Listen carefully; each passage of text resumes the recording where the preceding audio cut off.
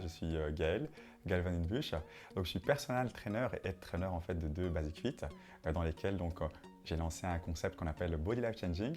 Et le but de ce concept, c'est d'aider les gens à atteindre leurs objectifs de manière beaucoup plus rapide, en étant plus motivés avec une prise en charge globale, puisqu'on fait de la nutrition, de l'entraînement, de la gestion du stress. Et je suis également formateur pour la Physical Coaching Academy. Comment je suis devenu personal trainer? C'est parce que j'ai toujours eu un lien avec le sport, puisqu'à la base je suis donc joueur de tennis et également entraîneur de tennis. Et lorsque j'ai voulu apporter aux gens au niveau du tennis, je me suis toujours posé la question de quels sont les facteurs de la performance, ce qui m'a amené à la dimension tactico-technique, à la dimension mentale, à la dimension nutrition, mais surtout également à la dimension condition physique. Et c'est comme ça que je suis arrivé dans le milieu du personal training avec cette volonté de partager et d'aider les personnes à atteindre leurs objectifs.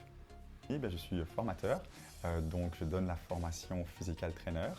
J'ai également grandement contribué à Sales et Marketing, donc un domaine qui me passionne beaucoup également. Ça m'apporte beaucoup de choses d'être à la Physical Coaching Academy.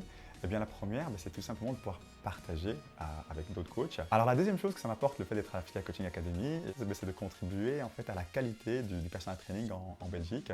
Si on se dit oui, on n'est pas trop sûr, la qualité du personal training de manière générale en Belgique est moyenne, ça donnerait peut-être pas envie aux gens de faire du coaching. Alors que si le niveau monte, comme dans certains pays, comme par exemple en Angleterre, eh bien peut-être qu'on aurait cette culture où les gens automatiquement penseraient à prendre en fait un coach.